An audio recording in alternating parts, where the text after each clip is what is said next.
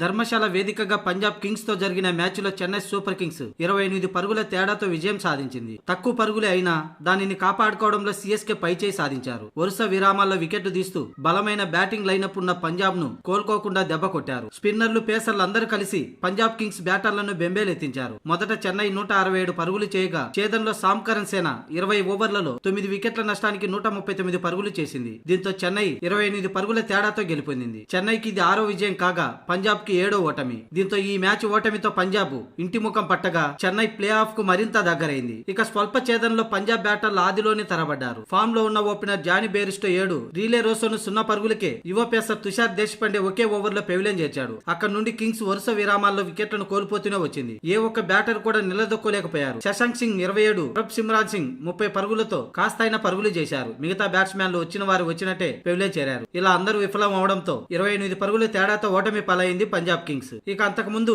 మొదట బ్యాటింగ్ చేసిన చెన్నై 9 వికెట్లు కోల్పోయి 167 పరుగులు చేసింది. శివన్ దుబే, ఎంఎస్ ధోని డెకౌట్లు కాగా రుతురాజ్ గైక్వాడ్ 32, మిచెల్ 30 పరుగులు, రవీంద్ర జడేజా 43 పరుగులతో రాణించారు. పంజాబ్ బౌలర్లు హర్షల్ పటేల్, రాహుల్ చాహర్ 3 వికెట్లు పడగొట్టారు. ఇక ఈ మ్యాచ్ లో అటు బ్యాటింగ్ లో ఇటు బౌలింగ్ లో చెలరేగిన రవీంద్ర జడేజాకు ప్లేయర్ ఆఫ్ ది మ్యాచ్ గా నిలిచాడు.